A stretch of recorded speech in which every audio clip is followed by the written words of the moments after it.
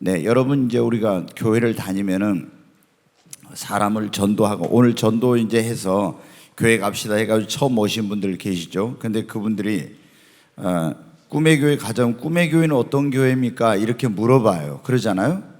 그냥 오지 않습니다. 교회가 얼마나 세상에 많습니까? 그래서 그 교회 뭐 장로교입니까? 침례교입니까?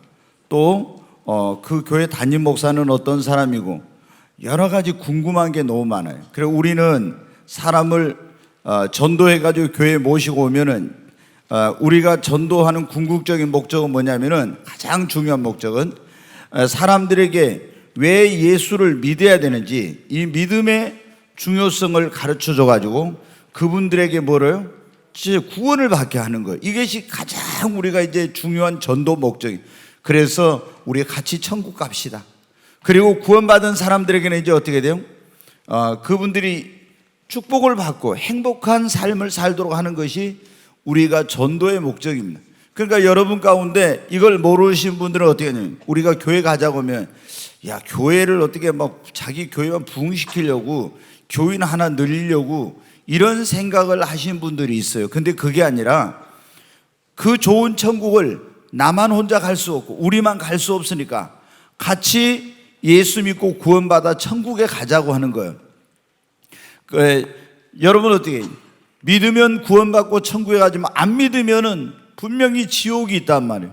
그러면 그 지옥은 뭐 그 고통이 1년, 2년, 3년, 10년 이런 게 아니고 영원한 그런 형벌을 받고 고통을 당하는 것이에요. 그래서 우리가 그 고통스러운 지옥에 가지 말고 예수 믿고 구원받아 천국 가고 그리고 이 땅에서도 만복의 근원 되신 하나님을 믿어서 축복된 삶을 살자 하는 것이 전도의 목적이에요. 그런데 교회 오면 사람들이 제일 관심 있는 게 뭐냐? 구원보다도 더 관심 있는 게 이 교회가 어떤 교회인가?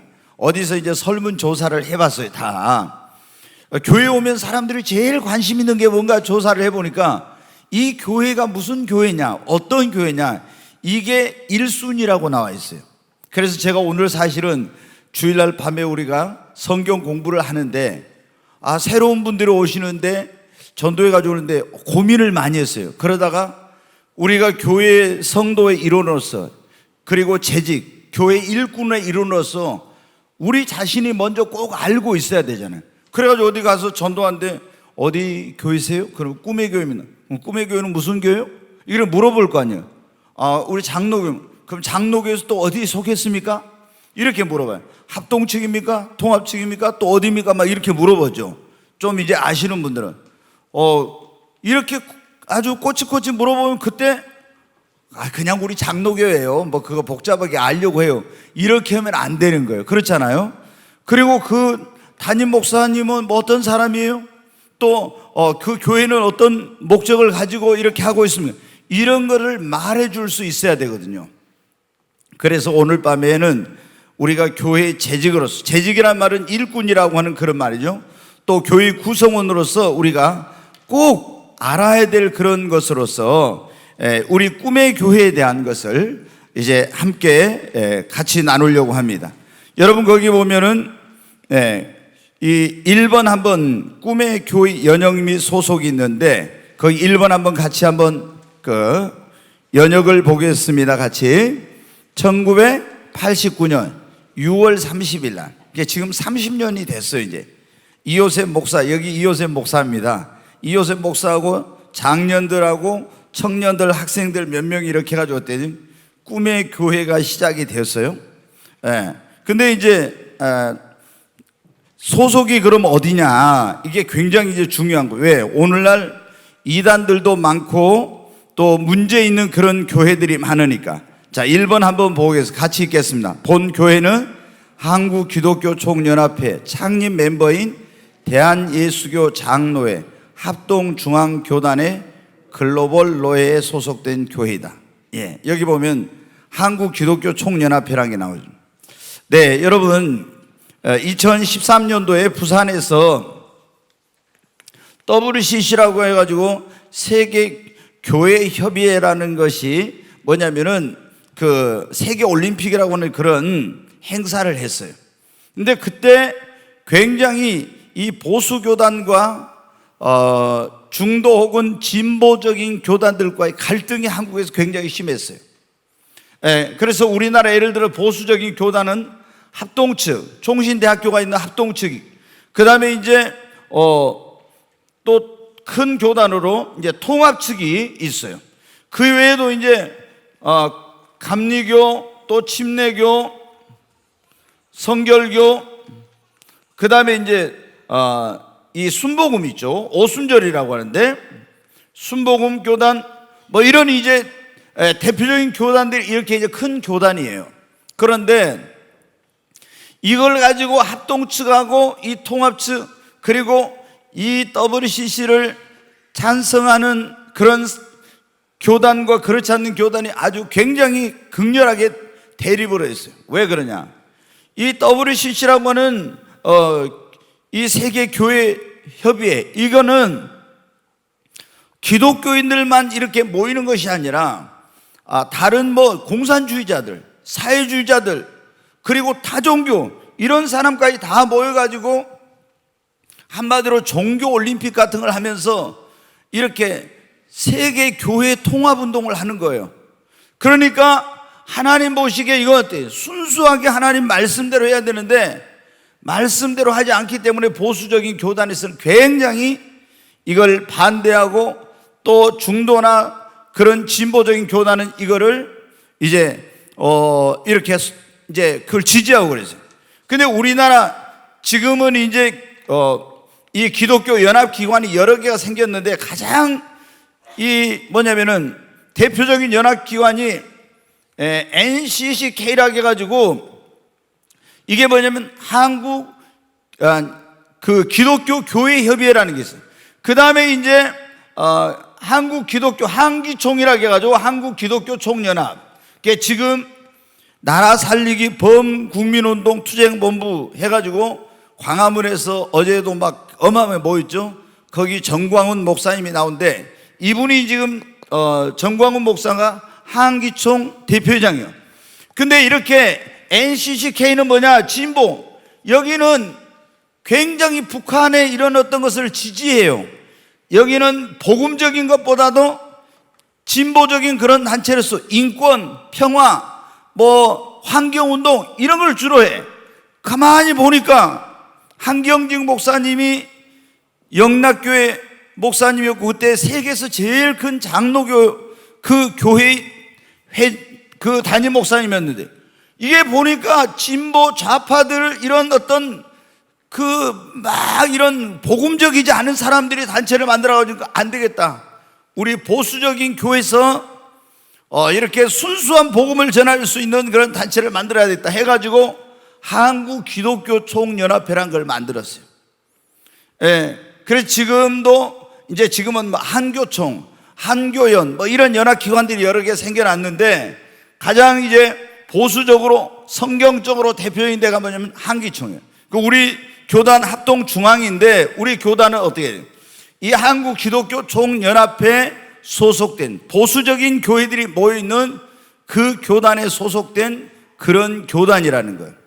그러니까 이제 어디에 이게 소속되냐, 굉장히 그 교회의 또 그 교단의 정체성이 중요한 거예요. 그래서 우리는 이런 WCC 총회 이런 걸 굉장히 극렬히 하도 우리는 반대하는 이런데요. 오직 성경대로 말씀대로 해야 된다 이렇게 하는. 그런데 이제 거기 보니까 다시 보여주세요. 1번 그걸 보여줘요. 본 교회는 기독교 총연합회, 한국 기독교 총연합회의 뭐라고요? 창립 멤버예요. 대한예수교 장로 합동중앙교단의 글로벌 노예. 전에는 우리가 목포교회인데 제가 이름을 총회에다가 글로벌 노예로 바꿔달라고 했고 최근에 바꿨어요. 왜 그러냐? 그러면은 이 목포 노예 하면 목포에 있는 교회들만 우리 이 교회하고 노예 안에 들어오는데, 어디 전주에 있는 분, 광주에 있는 분, 김천에 있는 이런 교회들이 목사님, 우리 목사님하고 같이 거기서 노예해가지고 하고 싶어 이런 거예요. 그러면은 김천이나 광주나 전주나 이런 데 막 다른 데 있는 사람이 이렇게 들어온다면 어떻게 해요? 목포 노예 하면 좀 이게 지역의 한계성이 있는 거예요. 그래서 제가 기도를 많이 했어요. 우리가 다른 나라에도 이제 교회를 세우려고 하고 이렇게 하는데 어떻게 노예를 할까? 지금은 글로벌 시대잖아요. 그래서 글로벌 노예라고 해야 되겠다 해가지고 제가 명칭을 그렇게 이제 해가지고 총회에다가 우리 목포 노예를 글로벌 노예로 바꿔주십시오 청원을 해서 목포 노예가 글로벌 노예로 바뀌어졌어요. 어제 노예 이름이 괜찮하죠? 네, 그래가지고 우리가 지금 이런 교단에 소속된 그런 꿈의 교회라는 거. 두 번째 한번 보겠습니다. 본 교회가 소속된 교단은 CTS, 기독교 텔레비전 있죠? CBS 말고 CTS, 기독교 텔레비전 방송국의 설립 멤버예요. 또 한국 장로교 총연합회, 한장년이라고 하는데 한국 장로교 총연합회 소속된 그런 교단이에요. 그러니까 예를 들어 신천지 이런 데는 이런 정통적인 이런 데 들어가지를 못하는 거예요. 여기에 이제 들어가 있느냐 안 들어가 있는 게 굉장히 정통성에 있어서 중요한 그런 건전한 그런 건강하고 건전한 교회냐 아니냐를 분별할 수 있는 상당히 중요한 이런 요소가 되는 거예요. 그 다음에 이제 또 보겠습니다. 본 교회는 목포 교회연합회가 있어요. 목포에 2개 연합단체가 있는데 교회연합회라는 기관과 목포권 기독교 연합회라는 이런 단체가 있어요. 목포에 있는 교회들이 쭉 모이는 이런 그런 연합회와 목포권, 목포, 무안, 신안, 영암 이런 식으로 해가지고 목포 지역에 있는 교회들이 같이 이렇게 연합기관을 형성한 목포권 연합회가 있는데 우리 꿈의 교회는 여기에 다 소속된 그런 회원으로 가입된 그런 교회입니다. 자, 그러면 우리가 이렇게 꿈의 교회는 도대체 우리는 무엇을 믿느냐 이거예요. 신조라는 게 뭐냐면은 우리가 믿는 것을 말하는 것입니다. 자, 이게 이제 제일 중요한 거예요. 교회에 있어서 우리가 이 신조는 신앙 고백이라고도 하는데 첫 번째 한번 우리가 뭐를 믿는지 우리의 신조가 뭔지를 한번 거기 1번 한번 보겠습니다. 사도들이 작성한 사도신경을 신앙 고백서로서 믿고 받아들인다 이거예요. 네, 여러분 우리가 예배 때마다 뭐를 합니까? 사도신경을 외우죠. 신앙 고백이라 해가지고 그러면은 이 신앙 사도신경 이제 주일 밤에는 우리가 찬양 예배로 드리니까 또 이렇게 해서 공부를 하니까 이거 사도신경을 하지 않는데 보통 정식적인 예배에서는 꼭 사도신경이라고 하는 이걸 신앙 고백 이거를 하게 됩니다. 그러면은 왜 우리가 이 사도신경을 하게 되냐? 그러면은 2000년 전에 예수님 오시고 나서 250년이 지날 때까지 여러분이 지금 보고 있는 가지고 있는 성경이 그때는 없었어요. 그럼 성경이 없는데 이 사람이 교회 왔을 때 진짜로 믿는 사람인가 안 믿는 사람인가, 우리가 무엇을 믿어야 진짜로 이 사람이 믿음을 가진 신자라고 할 수 있는지 이것이 규정이 안 돼 있었어요. 그래서 사도들이 모여가지고 이걸 만든 거예요. 이것을 믿는 사람이 진짜 하나님을 믿는 사람이요 구원받은 사람이요 이 사람을 교회의 회원으로 인정하고 받아들인다. 이렇게 해가지고 우리가 믿는 바를 요약해서 작성해가지고 예배 때마다 그것을 고백하도록 만들어 놓은 것이 사도신경, 이걸 신앙 고백이라고 해요. 그런데 이제 어떤 데는 이 신조가 니케아 신조, 칼케돈 신조 여러 가지 이런 신조가 있어요. 또 교단마다 좀 차이가 있는데 거의 모든 사람들이 모든 교회가 공통적으로 하는 게 뭐냐면 사도신경이에요. 사도신경. 그럼 사도신경을 한번 여러분 잘 아시죠? 한번 여기 보면 전능하사 천지를 만드시 하나님 아버지를 뭐요? 내가 믿사오며. 여러분 천지 만물을 만드신 전능하시고 능치 못하시었다 이 말이죠. 전능하신 말씀으로 천지 만물을 창조하신 하나님, 그분을 내가 하나님 아버지를 믿사오며 그러죠. 우리가 제일 중요한 건 뭐예요? 하나님이 살아계신 것과 그분이 만물의 주관자이신 것을 믿어야 됩니다. 그러니까 우리가 하나님을 믿는다고 하는데 어떤 분은 이번에 그런 상제를 믿는다고 이렇게 하는데, 물론 중국에서는 하나님을 상제라고 하지만은 여러분 어때요? 우리는 하느님이라는 것과 또 하나님이라는 게 틀려요. 우리는 하나님이라고 그러죠. 그런데 천주교에서 요즘 보면 성경을 이게 잘못된 하느님이라고 그래요. 하늘에 계신 그분인데 우리는 유일하신 하나님을 믿는다는 겁니다. 하나님이라는. 근데 먼저는 우리가 신앙 고백해 보세요. 전능하사 천지를 만드신 하나님 아버지를 내가 믿사오며, 첫째 하나님을 믿어야 돼요. 그 다음에 그 외아들 누구를? 예수 그리스도, 우리 주 예수 그리스도를 믿어야 돼. 세 번째, 거기에 보면 이는 성령으로 잉태하사 동정녀 마리아에게 나시고, 근데 예수님, 첫째 하나님을 믿고 그 아들이신 예수님을 믿는데 예수님이 어떤 분입니까? 성령으로 처녀인 마리아에게 잉태되어서 이 땅에 우리를 구원하기 위해서 오신 분이십니다.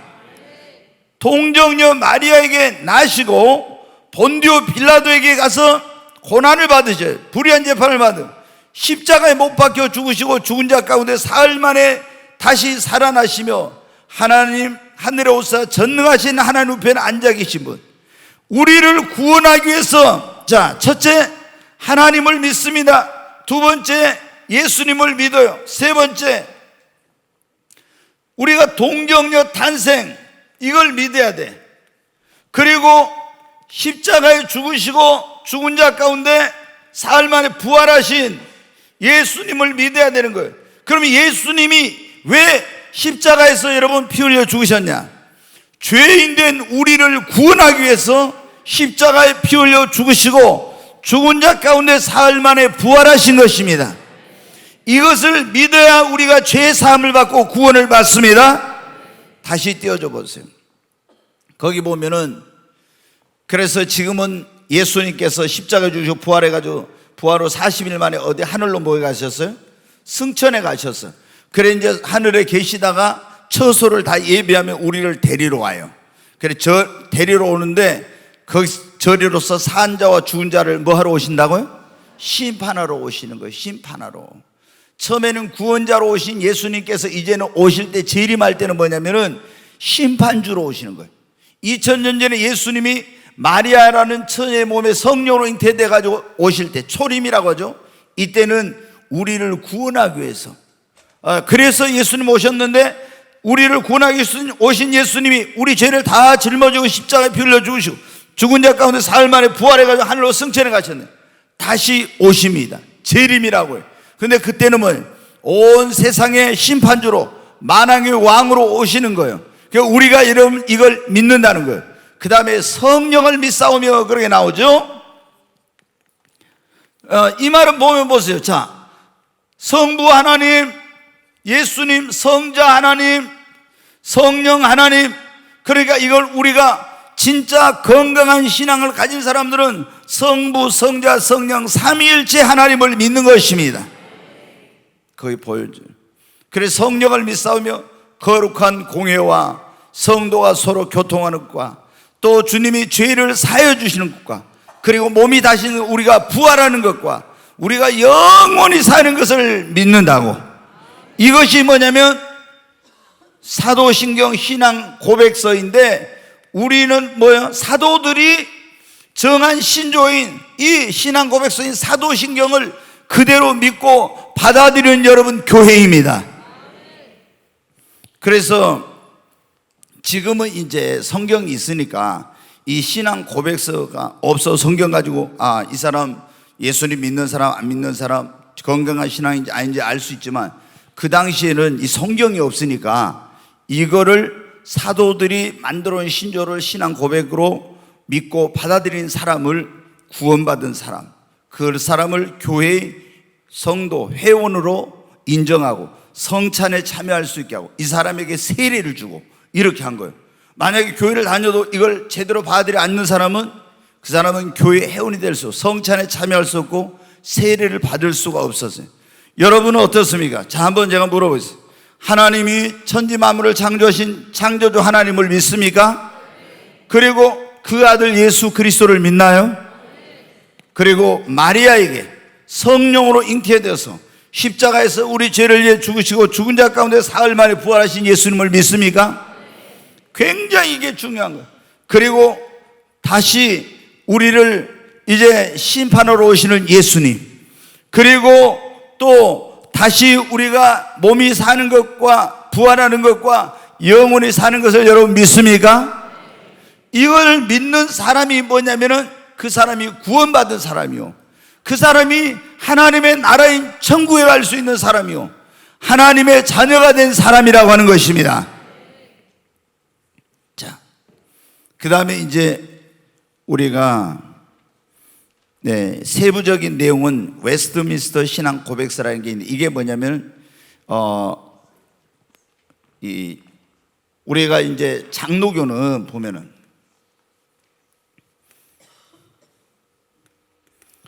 장로교는 그런 게 있어요.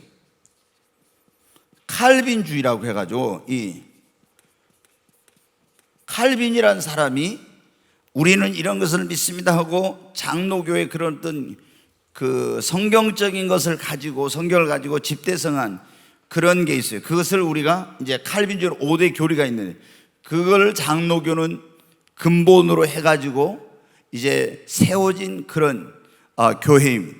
그 다음에 예를 들어서는 감리교는 웨슬리안주의라고 해서 감리교의 창시자인 요한 웨슬리가 만들어 놓은 그런 감리교의 이런 교리가 있어요.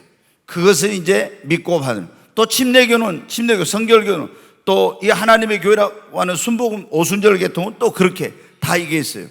근데 이제 우리가, 자, 여러분, 이제 여기서 중요한 게 뭐냐면은, 우리가 장로교도 있고 뭐 감리교, 침례교, 성결교, 순복음, 그리스도의 교회, 뭐 여러 가지 이런 교회들이 있어요 이제. 근데 이런 교회들이 장로교가 되든 감리교가 되든 침례교, 성결교, 순복음이 그리스도든 이런 어떤 교회든 간에 첫째 사도신경적인 이런 신앙 고백에서 일치하는가? 그러니까 이런 게 있어요. 기독교의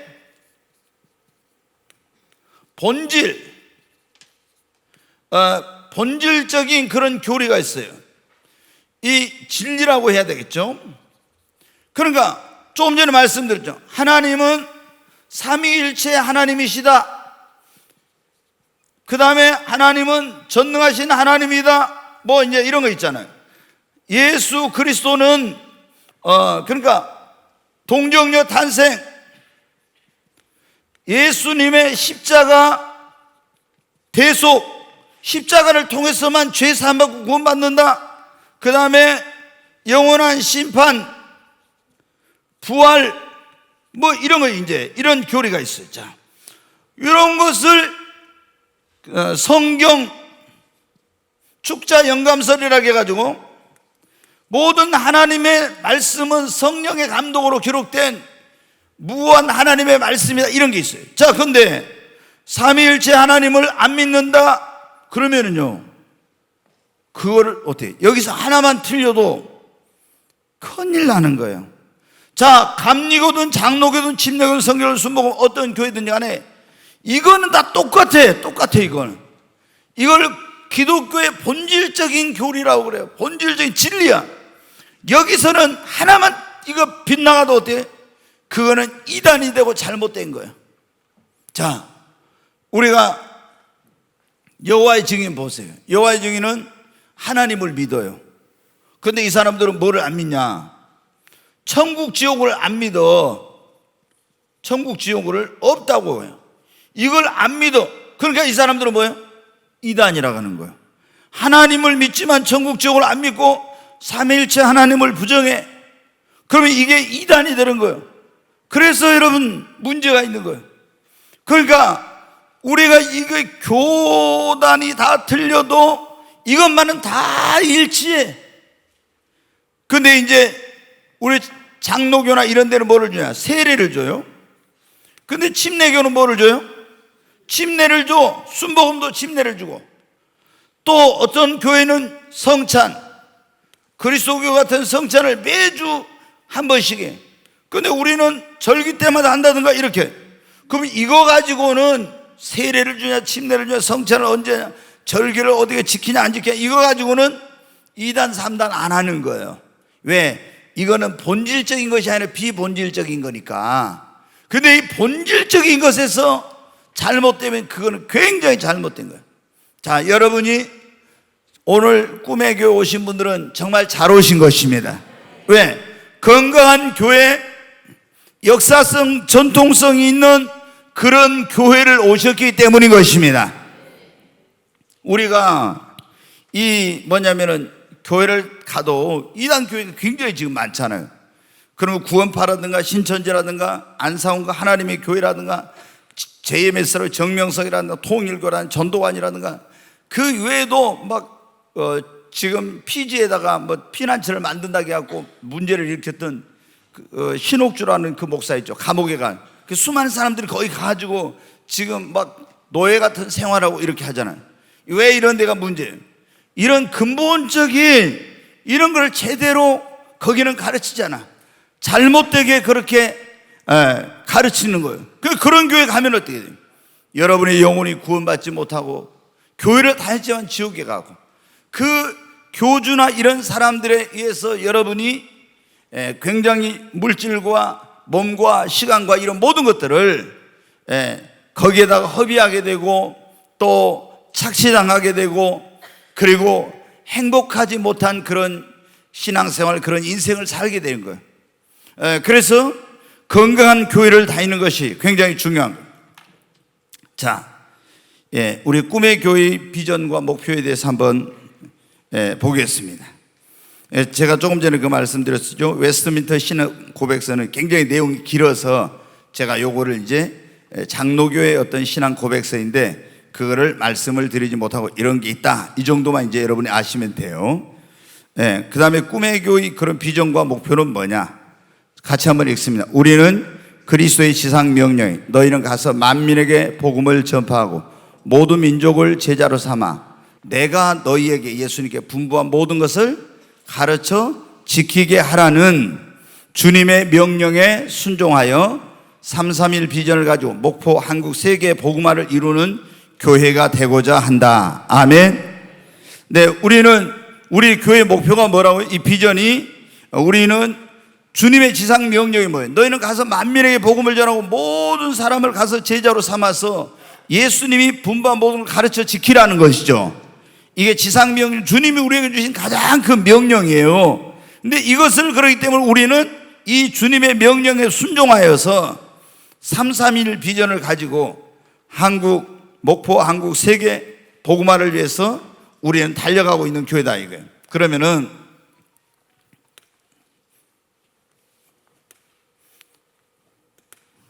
자, 주님의 지상 명령이 뭐라고요? 너희는 가서 만민에게 복음을 전파하고 그들을 제자로 삼아서 예수님이 하신 모든 것을 가르쳐 지키게 하라. 이번에 제가 박문수 선교사님한테 들었는데, 박문수 선교사님은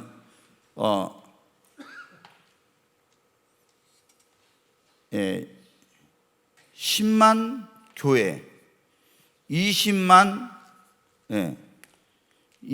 명의 10만 교회 20만 명의 주의종을 이렇게 달라고 태국에서 기도하고 있다 하더라고요. 이야, 여러분 어때요? 10만 개의 교회를 세우게 해달라고, 그리고 20만 명의 주의종을 세우게 해달라고 기도하고 있다고요. 그래서 우리는 331 비전이 뭐냐면은, 이게 뭐냐면 3만 명의 리더, 그 다음에 이 3은 뭐냐면 3천 개의 교회, 그리고 1은 1만 명의 선교사를 파송하게 해달라고 그런 목표를 가지고 기도해요. 근데 제가 98년도에 하늘이 열리고 그때 하나님을 만나고 예수님을 만났어요. 근데 주님이 며칠 됐는데 저한테 환상을 보여주시더라고요. 우리 교회 앞으로 부흥이 임할 거다 하는 그런 환상. 그게 이제 성전을 어디에다 지을 거다 하는 걸 환상으로 보여주셨어요. 그래서 이 자리가 주님이 그때 환상으로 보여주신 자리예요. 그런데 우리 교회에 앞으로 되어질 일에 대해서 환상으로 보여주시는데 한반도 지도가 환상 가운데 쫙 나타나요. 근데 이 우리나라 지도가 딱 나타나는데 목포에서 성령의 불길이 타올라 가지고 한반도를 그 성령의 부흥의 불길이 다 태우는 이런 환상을 보았어요. 그게 뭐냐? 하나님께서 우리 교회에 부흥을 주시겠다고 하는 그런 환상을 보여주신 거예요. 지금 우리는 계속 하나님 앞에 위대하고 영광스러운 부흥을 위해 기도하고 있죠. 근데 이거는 사람의 힘으로 능력으로 된 것이, 오순절 마가다락방에 성령 임한 것처럼 성령이 임해야 됩니다. 성령의 불이 임하면 이 목포에서부터 그 불길이 타올라서 이 불길이 대한민국으로, 아시아로, 전 세계로 퍼져갈 줄로 믿습니다. 여러분 어때요? 우리가 오순절 날 예수님의 제자들 12명의 제자들, 그리고 이제 마가의 다락방에 120명의 제자들이 모여서 기도하고 있었죠. 근데 지금 우리는 이 수보다 훨씬 많잖아요. 이 120명에게 하나님의 성령 임하니까 이 성령의 능력으로 예루살렘이란 도시를 완전히 뒤흔들고 한 번에 3,000명, 그 다음에 5,000명, 또 수만 명의 영혼이 주께로 돌아오고 구원받는 역사가 일어났어요. 만약에 여러분 어때요? 성령 임한다면 어떤 일이 일어날까? 1907년도에 우리나라에 평양의 장대현 교회에 놀라운 부흥이 일어났습니다.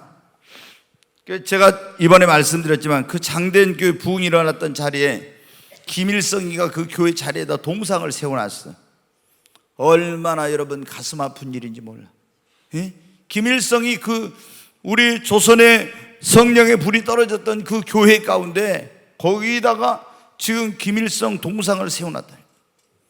여러분, 북한에서 김일성은 신적인 존재죠. 예전에 우리 탈북민이 여기 왔을 때 그분이 그래. 한 2년인가 우리 교회를 다녔는데 어느 날 그런 거예요. 뭐예요? 우리가 충격받았어요.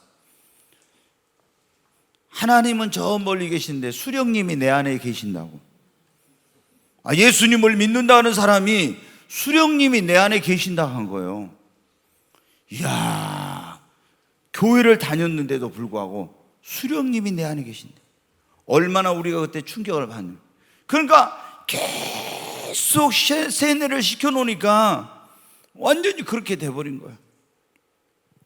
그러니까 여러분 아시잖아요. 보면 북한에는 이만한 유치원 때부터 애들을 갖다가 계속 세뇌 교육을 시켜놓으니까. 그래서 지금 전 세계 공산주의가 다 무너졌는데 무너지지 않고 있는 나라가 지금 북한이잖아요. 왜 그래? 주체 사상이라는 걸 만들어가지고 계속 그것을 그 세뇌 교육을 시켜놔서 그런 거예요. 근데 여러분 어때요? 우리에게 하나님의 성령이 임하게 되면 우리가 이 3만 명의 리더 세우고 3,000개의 교회를 전 세계에서, 제가 이제 보니까 지금 이번에 태국에는 들어보니까 이제 적게 하면은 뭐 한 1,000 얼마로 들어도 교회를 세울 수 있고, 또 이제 더 뭐 어떤 장로님은 500명 들어간 교회를 뭐 4천만 원 자기가 헌금하겠다 해가지고 500명 들어가는 교회를 이제 그 산족들에게다 거기다 세웠다고 하더라고요. 근데 그렇게 이제 그런 굉장히 좀 큰 교회인데, 우리가 어떤 못 사는 나라, 가난한 그런 나라에는 500만 원 들어도 그 교회를 세우는 그런 데도 있다고 그래요. 그래서 지금 광주에 있는 겨자시교회라고 하는 좀 큰 교회가 있는데 그 교회하고 전주에 있는 교회, 저기 또 어디 통영인가 거제인가 있는 교회가 세 교회가 합쳐가지고 교회를 한 2,500개 세웠다고 들었어요 이번에. 근데 2,500개 세웠는데 어떤 데는 500만 원 갖고 세우고 이렇게 해가지고 하니까 500만 원 들어가지고 하나 세우면 뭐 많이 세울 수 있잖아요. 그렇게 해서 교회를 그렇게 세웠다고 하는데 이제 이 셀 리더가 한 3만 명 정도 되면 어떻게 돼요? 교인 수가 얼마나 정도 되겠어요? 그래서 지금 저는 그때 그 하나님의 한상을 보여준 게 있기 때문에 사람들이 모두 저한테 그래요. 아니 이호세 목사는 욕심이 너무 많다. 어떤 분은 저한테 그래요. 아니 그렇게 주차장 넓은데 또 땅 살라고 그래? 그래요. 근데 여러분 어때요? 지금 이 주차장 턱없이 부족한 거예요. 저 뒤에까지 사가지고 한 10,000평 정도는 그래도 돼야, 그래야 이게 뭐 그래도 주차장 부족하면 이제 어떻게 해요? 거기다 주차 타워를 만들어 가지고 이렇게 하려고 하고 있는데, 우리는 331 비전 3만 명의 리더를 세우고 3,000개의 교회를 전 세계에서 1만 명의 선교사를 파송할 그런 것을 목표로 지금 하고 있어요. 그러니까 꿈의 교회 다닌 사람이 우리가 뭘 어떤 주님의 지상 명령인 가서 만민에게 복음을 전파하고 그들을 제자 삼아서 그들에게 주님의 분반복을 가르쳐 지키게 하는, 이것이 우리 꿈의 교회가 하는 가장 우리 교회의 비전이라는 거, 이거를 알고 다녀야 되는데, 꿈의 교회 다니면서 이런 비전도 모르고 교회 다닌다고 하면 여러분 어때요? 이게 이제 재직으로서, 성도로서 이거 제대로 이제 모르는 거죠. 그래서 오늘 우리가 재직, 이 교회 구성원으로서 꼭 알아야 될 것에 이걸 말씀을 드린 거예요. 자, 우리 표어는 뭐냐? 예수 그리스도를 본받는 겁니다. 아멘. 자, 우리 모든 성도들은 그리스도를 본받아야 됩니다. 네. 제가 이제 이거는 성령님 임하기 전에, 제가 이제 정했던 거예요. 이 교회를 개척했을 때. 근데 왜 그랬냐면은, 지난번에 여러분 뭐 철로역정 그 영화 보시고 그랬는데, 제가 이제 이게 큰 영향을 받은 그런 책이 있어요. 우리 사람의 어떤 인생을 변화시키는 데 있어서는 어떤 사람을 만나느냐, 또 이런 거하고 그다음에 어떤 책을 읽느냐, 이것이 굉장히 중요한 영향을 미쳐요. 지금 여러분 우리가 가끔 이제 그런 말 나오잖아요. 주사파. 이번에 어떤 장관 후보자로 나오신 분이 사회주의, 자기는 사회주의자다 이런 얘기를 했어요. 그러면 이 사람이 왜 이런 말을 여러분 하게 됩니까? 자기가 사회주의 국가에 가서 산 것도 아닌데 이런 책을 읽게 된 거예요. 예. 그래서 그런 영향을 받아가지고 이 사람이 그런 사상, 이런 어떤 것을 갖게 된 거죠. 근데 우리가 그리스도인들이 그래서 굉장히 이제 가장 좋은 것은 좋은 그 멘토를 만나는 거죠. 근데 그렇지 못할 때는 좋은 책을 읽는 거예요.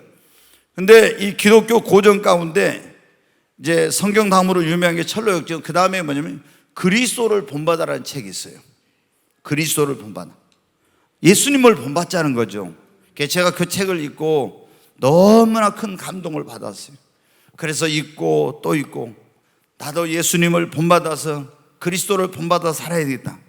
그래서 제 인생의 목표가 뭐냐? 하나는 교회가 부흥하고 많은 영혼을 구원하는 거지만, 하나는 제 개인적으로는 내가 예수님을 닮아가는 거예요. 주님을 본받는 것이 제 목표, 꿈이에요. 그래서 날마다 하나님 앞에 기도합니다. 하나님, 나는 죽고 내 안에 그리스도께서 사시고, 정말 내 안에 주님의 마음을 주시고 주님의 마음에 합한 자가 되길, 나는 죽고 그리스도로 살게 해주세요. 내 주님을 본받는 그런 종이 되게 해주세요. 매일 기도하니. 왜? 제가 저를 볼 때 아직 너무나 멀었어요. 예수님을 닮으려면은 얼마나 형편없는지 몰라요.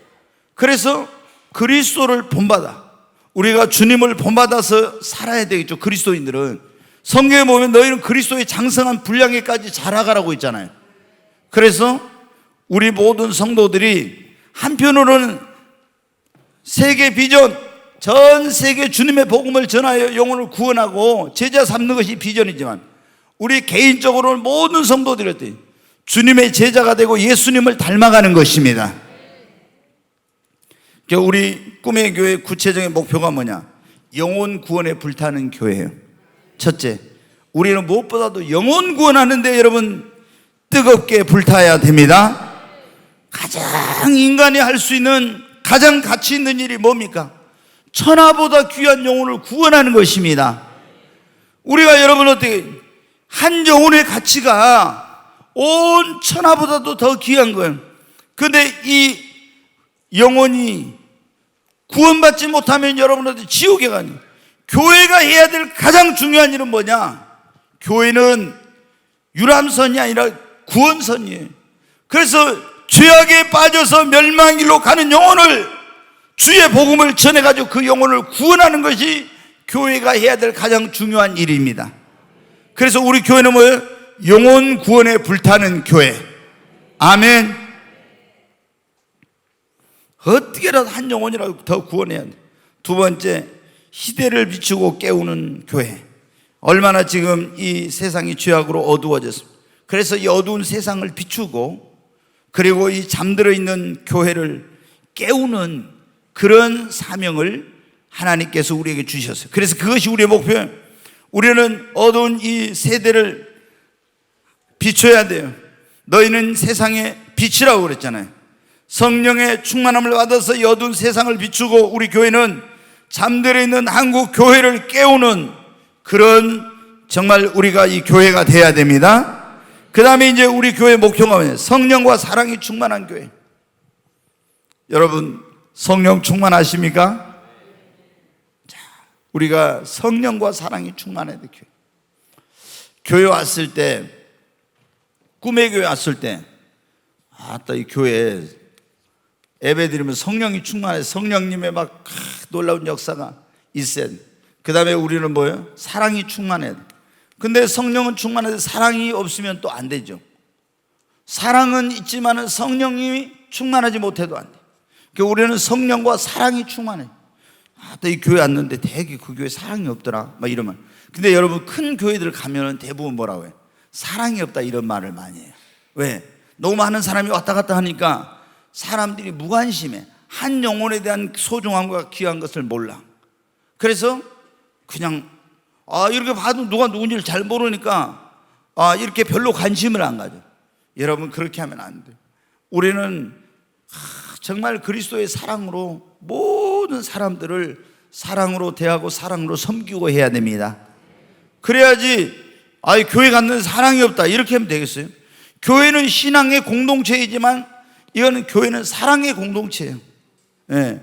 그래서 이제 조금 이따 나오겠지만 초대교회가 보세요. 어떻게 가난한 사람들이 있으면 자기 소유를 팔아가지고 막 나눠주고 이렇게 하면서 했잖아요. 네. 그래서 우리 교회는 성령과 사랑이 충만한 교회가 되는 것이 우리의 목표입니다. 그 다음에 이제 네 번째, 말씀의 터 위에 굳게 선 교회. 그러니까 우리가 성령 충만하지만 모든 교회 이 성도들이 어떻게 말씀 위에 굳게 선 그런 신앙을 가져야 됩니다. 네, 여러분 제가 늘 여러분에 말씀드리지만 기도를 많이 하고 성령 충만해도요 말씀이 없는 사람은, 기도 많이 하고 성령 충만한 말씀이 없는 사람은 신비주의에 빠지거나 은사주의에 빠지거나 이런 사람은 신앙이 견고하지 못해. 금방 충만했다가도 금방 시들어지고 분별력이 없는 거예요. 우리가 옳고 그런 것은 너는 하나님 앞에 인정된 자로 그 모든 것을 오늘 그 말씀에 보면 디모데후서 2장 15절에 진리의 말씀을 옳게 분별하며 부끄러울 것이 없는 일꾼으로 인정된 자로 자신을 하나님 앞에 드리기를 힘쓰라 그랬죠. 진리의 말씀을 옳게 분별하며, 여러분 그러니까 우리가 말씀이 있어야 되는데 말씀 없이 신앙생활하면은 넘어지기가 쉽고 어디 미혹되기가 쉽고, 그리고 자꾸 어떤 은사주의, 신비주의 이런 것에 빠지는 거예요. 그래서 반드시 어때요? 영적 생활의 삼위일체가 아니라 말씀과 기도와 성령이에요. 말씀만 해도 안 되고 기도만 해도 안 되고 성령만 해도 한쪽으로 치우치면 안 돼요. 말씀과 기도와 성령이 이게 여러분 어때요? 균형 잡힌 신앙생활을 해야 돼. 좌로나 우로나 치우치지 말아요. 너무 은사만 강조하거나 너무 성령의 열매만 강조하거나 이런 식으로 가는 거예요. 말씀만 강조하고 우리는 성령 그런 제한하면 안 된다. 말씀과 성령, 말씀과 기도 이런 게 같이 균형을 이루어야 된다. 그것이 건강한 교육, 건강한 신앙생활이에요. 그래서 우리 교회는 여러분 어떻게 말씀의 터 위에 굳게 선 교회입니다. 그 다음에 뭐예요? 일꾼을 키우는 교회. 우리 교회에 이제 뭐가 있어요? 천일장학회가 있는데 제가 사실은 지금 이걸 크게 아직은 이걸 못하고 있는데 천국 일꾼을 키우는 그런 장학회라 해서 천일장학회인 거예요. 예. 천일장학회가 천국 일꾼을 키운다는 거예요. 이게 이제 줄임말이에요. 그래서 우리가 이제 지금 1년에 한 2천만 원 또 조금 2천 몇백만 원 그 정도 지금 장학금을 주고 있죠.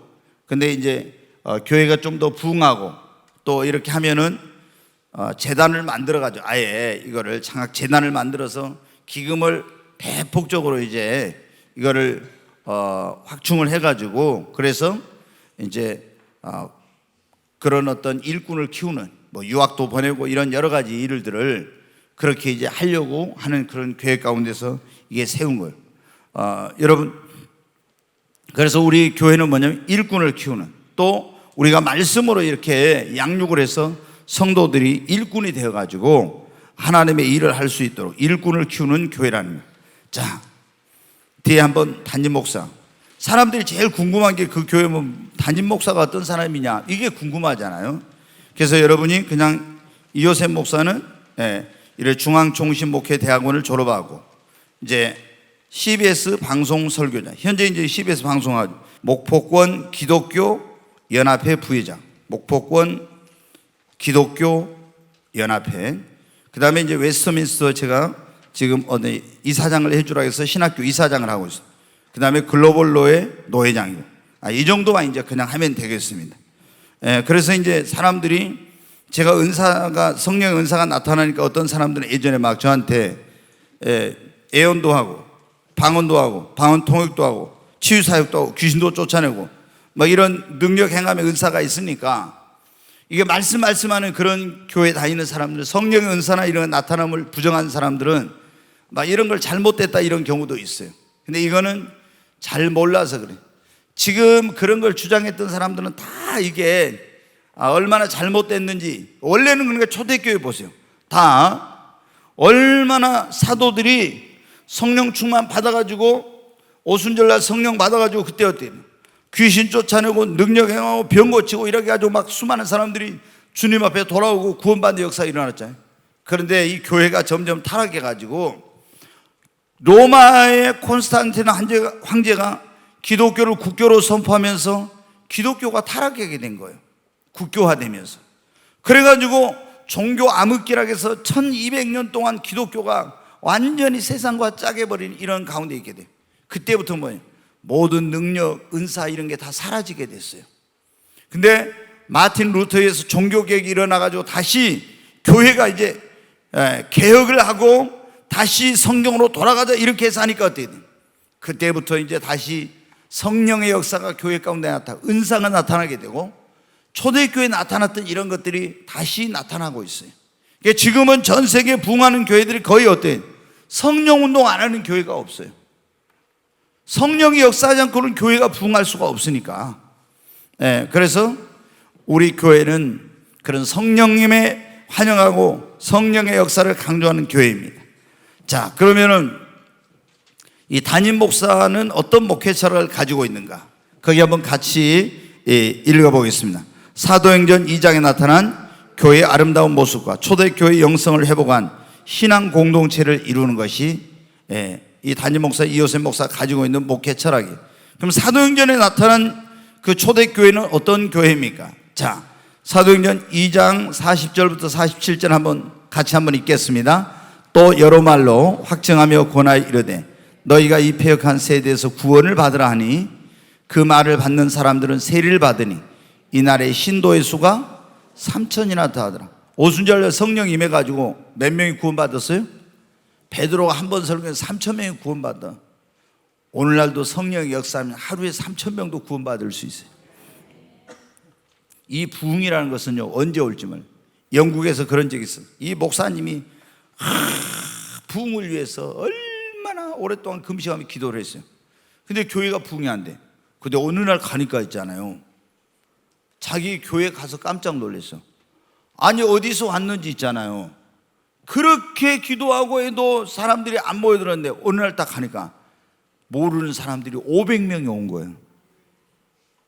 갑자기 교회가 부흥대로 500명이 와버렸어요.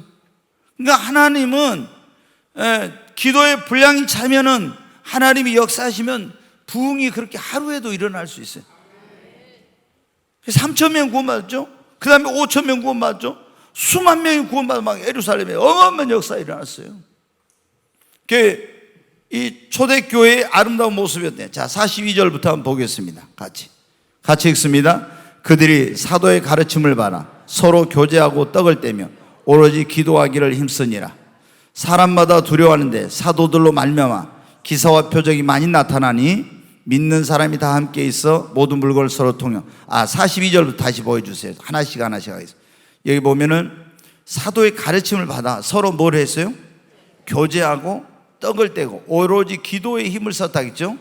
그러니까 이 초대교회는 어떻게 막 날마다 모여서 사도들의 가르침을 받고 성도들이 서로 교제하고 떡을 떼면, 이건 뭐냐면 떡을 떼면서 예배를 드리는 거, 성찬 예배를. 그리고 오직 기도하기 힘써. 매일 모여서 이렇게 막 아름다운 신앙 공동체가 이루어진 거예요. 그 다음에 이제 한번 보세요. 43절. 사람마다 두려워하는 사도들로 말미암아 뭐가 나타났어요? 기사와 표적이 많이 나요.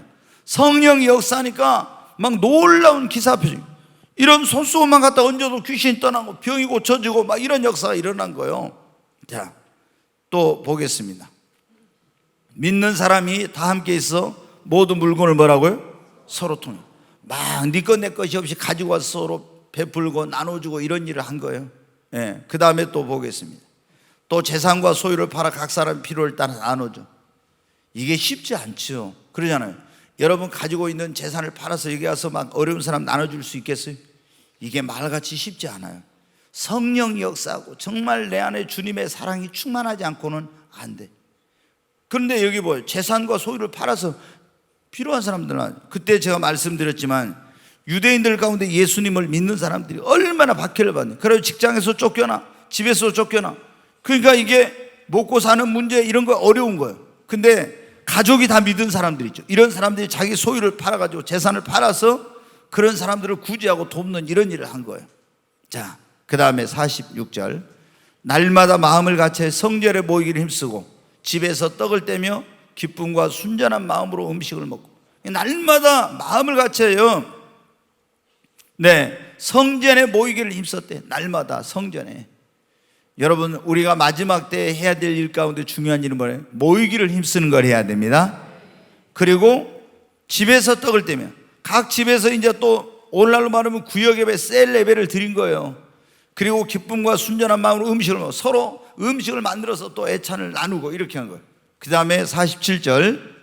하나님을 찬미하며 또 온 백성의 칭송을 받으니 주께서 구원받는 사람을 뭐라고요? 날마다 더하게 하시니. 그 엄청난 부흥이라는 거예요. 그러니까 우리가 지금 꿈꾸는 교회가 뭐냐면 바로 이런, 이 담임 목사가 꿈꾸는 교회가 바로 이런 초대교회 같은 그런 성령 충만하고 놀라운 이런 그리스도의 사랑이 충만하고 그 날마다 구원의 역사가 일어나고 모이기를 힘쓰고 기도에 힘을 쓰고 이런 교회가 되는 것이 이 담임 목사의 목회 철학이에요. 그런 교회를 이루는 것이. 이게 이제 모든 어떻게 보면 목사들의 그런 꿈이에요. 그게 초대교회와 같은 그런 교회가 돼요. 그리고 초대교회 성도들이 얼마나 놀라운 영성을 가졌는지. 그래서 이런 초대교회와 같은 아름다운 모습, 이런 영성을 회복하는 것이 우리 교회가 지금 추구하고 있는 것입니다. 그 다음에 두 번째 한번 보겠습니다.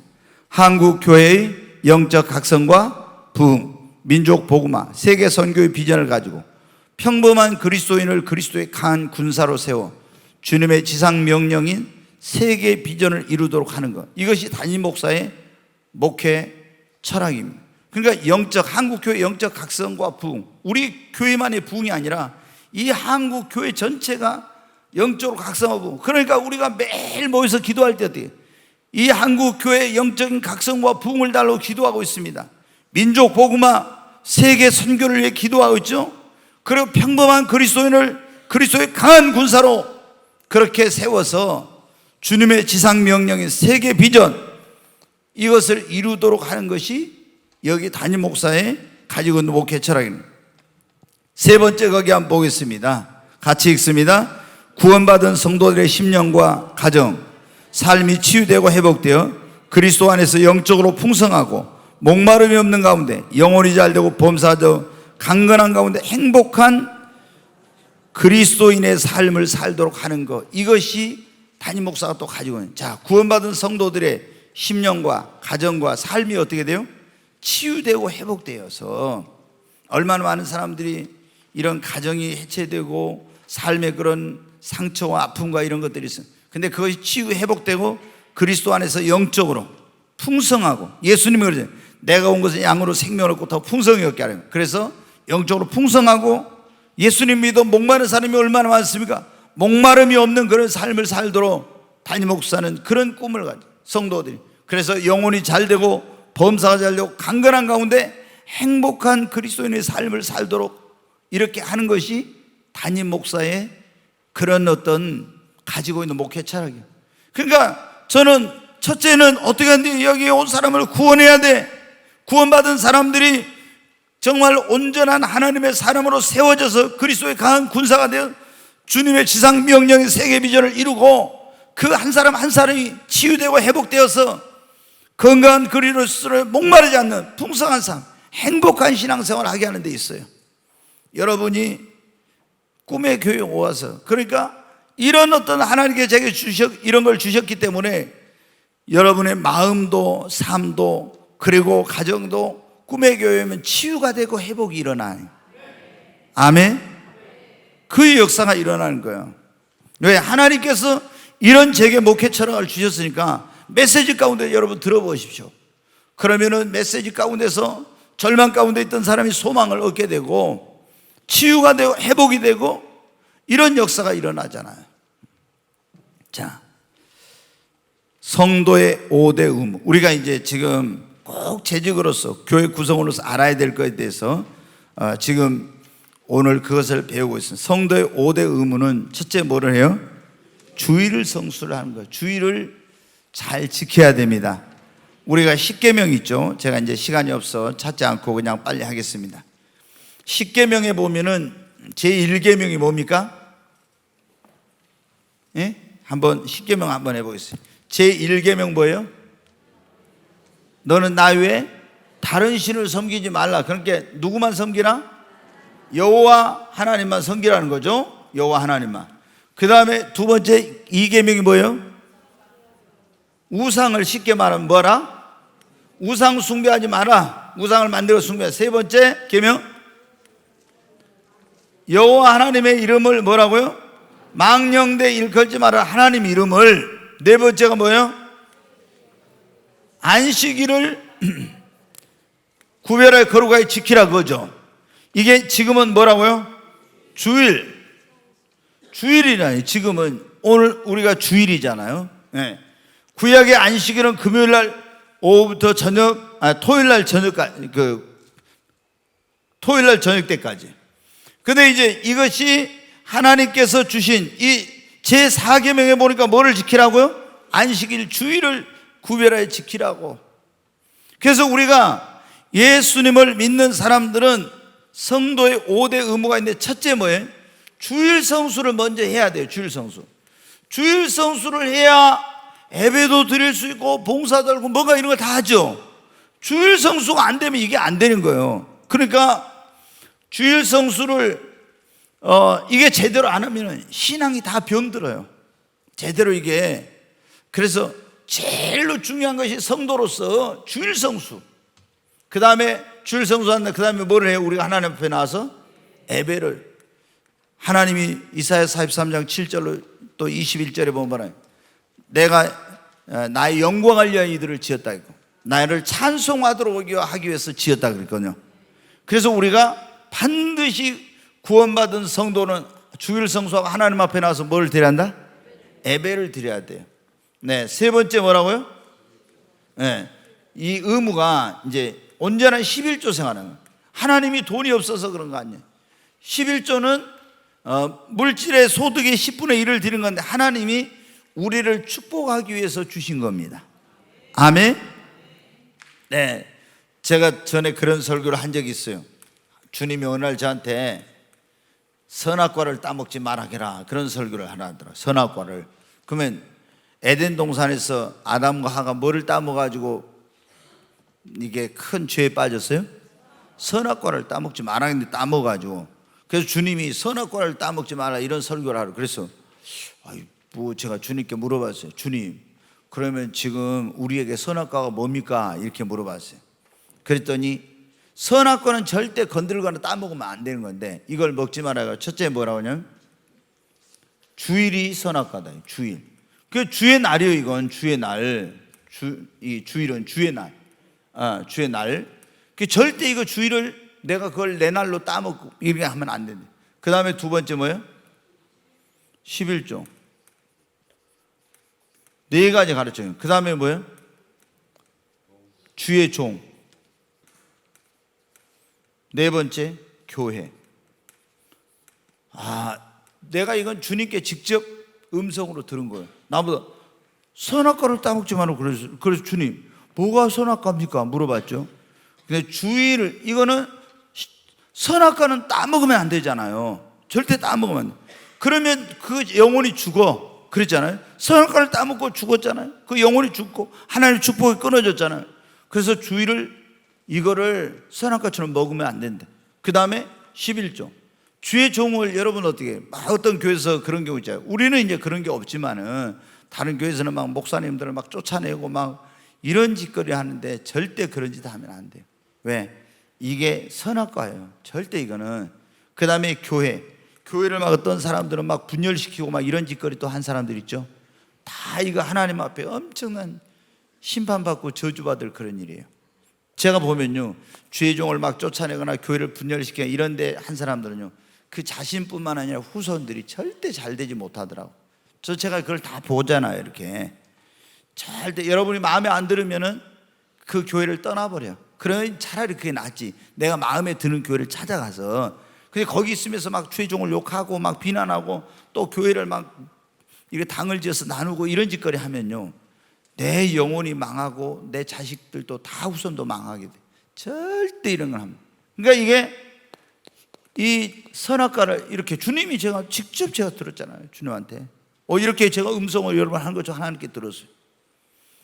제가 충격을 받았어요, 그때. 너무나. 그 주일 성수 예배 11조. 성도의 의무. 우리가 성도의 의무를, 대한민국 국민으로서 의무를 알아야 돼. 성도의 의무를 알아요. 그 다음에 뭐예요? 봉사. 반드시 그냥 교회만 왔다 갔다 하면 안 돼요. 여러분, 봉사해야 돼. 하나님의 받은 은혜에 대해서 감사하고 보답하며 봉사해야 돼. 그 다음에 우리가 뭐예요? 전도. 이게 성도의 5대 의무예요. 그러면 여러분, 주일 성수 하고 있습니까? 예배는 잘 드리고 있어요? 11조는 어떠십니까? 11조 하니까 소리 좀 줄어든 것 같아. 그 다음에 뭐예요? 봉사하십니까? 전도는요? 자, 이거 봐요. 내가 지금 성도로서 의무를 다 하고 있는 거 안 하는 거. 아니, 교회 구성원으로서 성도의 의무가 뭔지도 모르고 그렇게 하면 어떻게 했어요? 이걸 모르니까 못하는 사람들이 있어. 그냥 이렇게. 아니에요, 여러분. 내가 주일 성수는 이제 뭐 신앙생활 오래 하신 분들은 다 하겠죠. 예배 참석하겠죠. 근데 어떤 사람은 제가 너무 충격받은 게 뭐냐면, 신앙생활 10년 했는데도 11조도 못한 사람이 있어. 저는 제가 전에도 말씀드렸지만, 호주머니가 회개하지 않는 사람은 진짜 난 그 사람의 회개를 잘 못 믿어요. 예전에 제가 그런 말씀드렸죠. 요한 웨슬레, 감리교 창시자인 요한 웨슬레가 침례를 딱 주는데, 침례 받으러 들어간 사람이 물속에 확 잠그는데 뭐라, 목사님 잠깐만요, 저 지갑을 내놓고 침례를 받아요. 그러니까 요한 웨슬레가, 당신의 지갑도 침례를 받아야 됩니다. 당신의 지갑도 침례를 받는다. 그래, 여러분 어때? 온전한 11조 생활을 본다. 그런 사람들은 보면 제가 어떤 걸 느끼냐, 아무리 노력해도 경제적인 그런 것들이 펴지질 않아. 왜? 성경이 그랬잖아요. 너희가 온전한 11조를 나의 집에 드려. 너희가 하나님을 시험해 보라고. 내가 하늘의 문을 열고 너에게 복을 쌓을 것이 없도록 붙지 않아 시험해 보라고 그랬잖아요. 오늘 또 처음 오신 분들, 왔다 저 목사님 또 오늘 나한테 11조 하라고 또 이제 설교 안 그래도 또 이제 헌금 강조한다. 근데 여러분, 이거 몰라서 그래. 저는 지금은 너무 자신감 넘쳐요. 처음 오신 분들이 있어도. 왜? 이걸 하면은 하나님께서 어떻게 돼요? 제가 그걸 경험했고 너무나 많은 사람들이 그걸 기독교 2000년 역사에서 이게 다 증거가 나타난 거예요. 그러니까 너무 이건 확신을 가지고 해. 옛날에는요, 제가 교회 처음에 할 때는요, 3년 동안 지나도 헌금 설교 한 번을 못 했어요. 왜? 헌금 설교해가지고 시험 들어서 교회 안 나오면 어쩔까 이래가지고. 지금은요, 날마다 하라기도 할 수 있어요. 왜? 이게 축복의 비결이라는 걸 아니까 그 다음부터는 내가 부담 가질 필요 없더라고. 이걸 하나님은 안 가르치면 어때요? 목사가 직무유기요, 성도들로 축복을 못 받게 하는 거예요. 그래서 너무나 자신 있게 가르쳐요. 왜? 그거 하는 사람들은 하나님 축복해 주는 거 보니까. 근데 이걸 10년 돼도 못한 사람은요, 진짜 제가 다 보잖아요. 이렇게 진짜 이게 사업이 너무 안 펴져 절대. 그러니까 여러분 가운데 그런 분이 있으면 온전한 11조 생활을, 이게 성도의 의무야. 그 다음에 봉사, 여러분의 시간과 또 몸을 들이고 재능을 들여가지고 내가 하나님 앞에 받은 은혜에 감사해서 여러분 교회 와서 봉사해야 됩니다. 다 봉사해. 그냥 몸만 왔다 갔다 하면 안 돼요. 예배만 드리면 다니면. 그리고 주님이 가장 우리에게 주신 큰 명령, 하나님이 가장 기뻐하시는 일은 뭐 해야 돼요? 영혼 구원하는 일, 전도하는 일을 해야 됩니다. 네, 이게 굉장히 중요한 거예요. 그 다음에 성도로서 우리가 꼭 알아야 될 거, 자신의 뭐를 알아야 돼요? 사명. 하나님이 나에게 주신 사명이 뭔가, 이걸 알아야 돼요. 이걸 모르는 분들은 빨리 기도해서 하나님 내가 뭘 하기를 원하십니까? 사명을, 그리고 하나님 나에게 주신 은사가 뭐고, 또 자신에게 주신 직분자로서의 역할. 자, 이제 제가 이거는 아마 다음 주에나 이제 하게 될 것 같습니다. 그게 이제 뭐가 있냐면은 우리가 이제 직분을 받았어요. 그러면은 자, 장로님이요, 장로님. 그 다음에 이제 권사님, 뭐 이제 뭐 또 안수 집사님도 있고 뭐 집사님, 이런 여러 가지 이제 그 직분들이 있잖아요. 그러면은 집사님은 집사님으로서 무슨 일을 해야 되는지, 권사님은 안수 집사님, 장로님 뭔 일을 해야 되는지 이걸 알아야죠. 그래야 자기가 직분자로서 그 일을 하는데 교회를 다니면서 자기 사명도 모르고 그 다음에 자기 은사가 또 모르는 사람들이 있어. 하나님께서 나에게 주신 은사를 알아야 돼요. 그 은사를 따라서 섬기는 거예요. 또 직분을 교회 안에서 이제 세웠으면은 이 직분을 가지고 내가 무슨 일을 해야 되겠구나, 이걸 알아야 교회 안에서 재직으로서 제대로 봉사를 하는 겁니다. 네, 오늘 우리가 재직으로서 또 교회 구성원으로서 꼭 알아야 될 것, 우리 꿈의 교회가 어떤 교회인가, 또 우리는 뭘 믿고 있는지, 이 꿈의 교회의 비전과 목표는 무엇이며, 그리고 담임 목사는 어떤 사람이며 어떤 목회 철학을 가지고 있는지, 그리고 우리 성도들은 성도로서의 어떤 의무가 있는지, 그리고 꼭 내가 알아야 될 게 뭔가, 이런 것들을 배웠는데, 여러분이 이제 꿈의 교회가 무슨 교회인지 아시겠습니까? 네, 우리 꿈의 교회는 근데 이제 제가 장로교지만은 장로교라는 거기에 매이지는 않아요. 저는 뭐냐면 성경적인 그런 교회가 되길 원합니다. 우리 교회 성경적인 그런 교회가 되길 원하고 있어요. 네, 우리